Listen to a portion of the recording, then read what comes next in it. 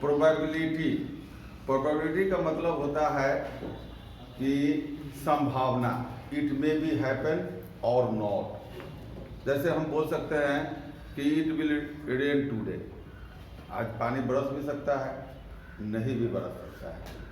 तो ये प्रोबेबिलिटी हो भी सकता है, नहीं भी हो सकता है, लेकिन इसमें है कि जो टोटल आउटकम्स है वो वेल डिफाइंड होना चाहिए।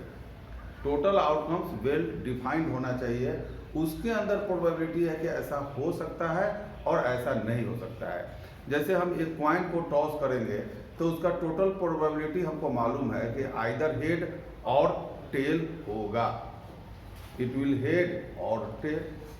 अगर हम लूडो के डाइस को अगर थ्रो करते हैं तो वहाँ टोटल आउटकम्स डिफाइन है कि 1 आ सकता है, 2 आ सकता है, 3 आ सकता है, 4, 5 या 6 आ सकता है। ऐसा कभी नहीं हो सकता कि 7 आ जाए, 8 आ जाए, ये प्रोबेबिलिटी नहीं है। प्रोबेबिलिटी है कि जो वेल डिफाइंड है कि अगर हम एक डाइस को थ्रो करते हैं तो थ्रो करने पर 1 से 6 के बीच में कुछ भी आ सकता है, दैट इज कॉल्ड प्रोबेबिलिटी। तो प्रोबेबिलिटी में हम लोग कई तरह का प्रोबेबिलिटी होता है, लेकिन इस क्लास में हम लोग एक्सपेरिमेंटल और एम्पिरिकल अप्रोच का प्रोबेबिलिटी पढ़ेंगे। एक्सपेरिमेंटल ये प्रोबेबिलिटी पढ़ेंगे। एक्सपेरिमेंट क्या होता है? अब लूडो का डाइस को जो हम थ्रो करते हैं वो एक्सपेरिमेंट है, और जो उसमें आउटकम्स आता है वो इवेंट्स है। अब इससे 1 आ गया तो 1 आना एक इवेंट्स है। कॉइन को हम टॉस किए, हेड आ गया, हेड एक इवेंट्स हो गया। और वो जो टॉस किए उसको हम ट्रायल भी कर सकते हैं, एक्सपेरिमेंट भी कर सकते हैं।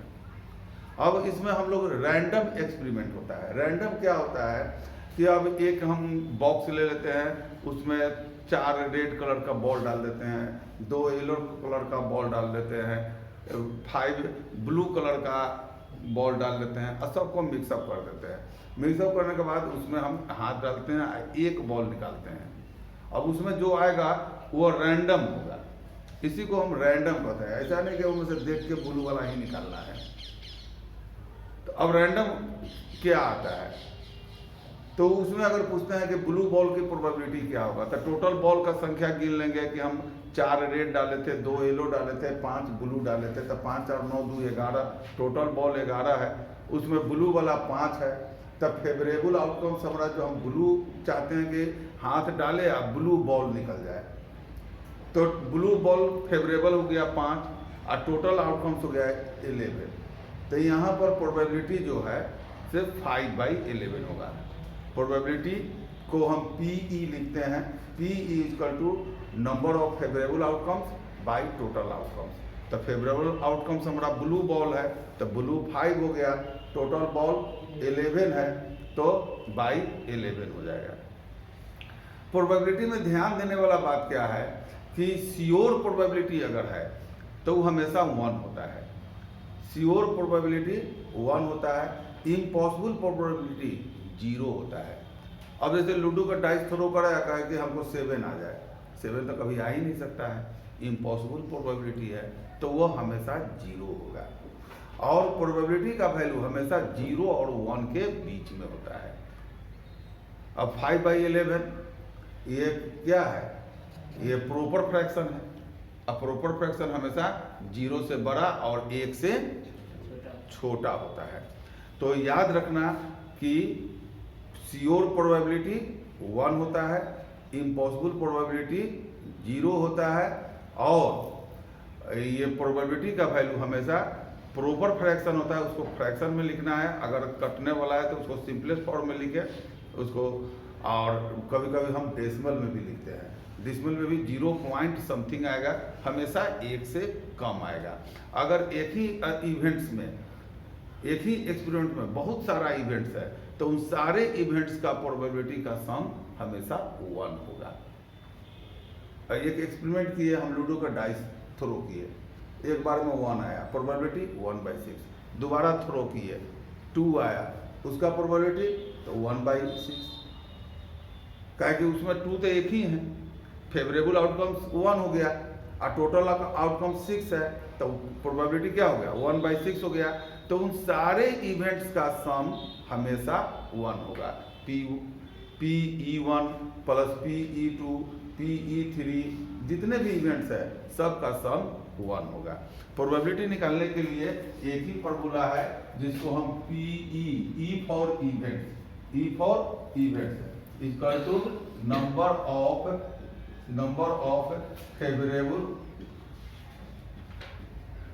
Favourable outcomes by total number of outcomes.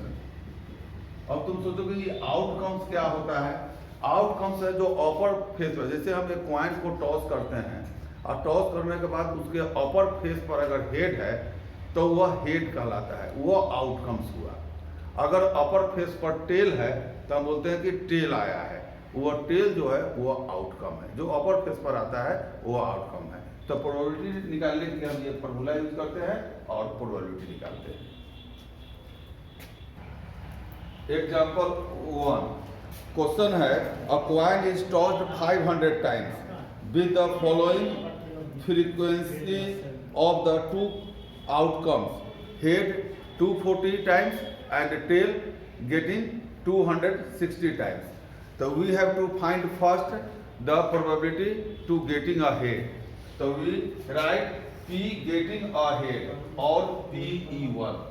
The number of favorable outcomes, the 240 head के लिए और total outcomes 500. The 240 by 500 एक 0 से एक 0 कैंसिल कर देंगे, 2 से कैंसिल कर देंगे 12 और 25, तो 12 by 25। और इसको हम डिसिमल में भी लिख सकते हैं, फ्रैक्शन भी लिख सकते हैं। याद रहे कि फ्रैक्शन हमेशा ये स्टैंडर्ड फॉर्म में होना चाहिए, सिंपलेस्ट फॉर्म में होना चाहिए। सेकेंड क्वेश्चन, ये first second question, to find the probability of getting a tail. तो P गेटिंग अ टेल, इसको हम PE2 लिख देंगे, PE2 तो 260 बाई 50। पहले हम फॉर्मूला लिख लेंगे, number of favourable outcomes by total number of outcomes. तो फेवरेबल आउटकम्स 260 बाई 500, इसको कैंसिल करने पर 13 बाई 25। आंसर यहाँ हो गया। ये एक अलग से बताए हैं कि कभी कभी रहता है कि टोटल निकालने के लिए, तो टोटल प्रोबेबिलिटी हमेशा 1 होता है। तो यहाँ पर हेड का गेटिंग 12 बाई 25 है और टेल का 13 बाई 25 है। अगर इन दोनों को जोड़ेंगे तो 1 आ जाएगा।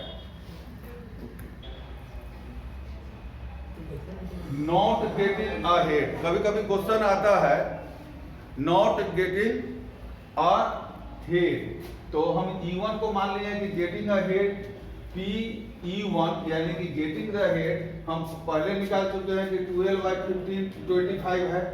तो P not getting a head total 1 होता है, टोटल प्रोबेबिलिटी 1 होता है, तो 1 में से गेटिंग अ हेड को हम सब्ट्रैक्ट कर देंगे। तो 1 में से 12 बाई 25 को सब्ट्रैक्ट कर देंगे तो ये 13 बाई 25 आ जाएगा। यानी कि P not getting a head that means getting a tail. तो इस तरह सभी क्वेश्चन रहेगा, आप लोग इस तरह से बना लीजिएगा।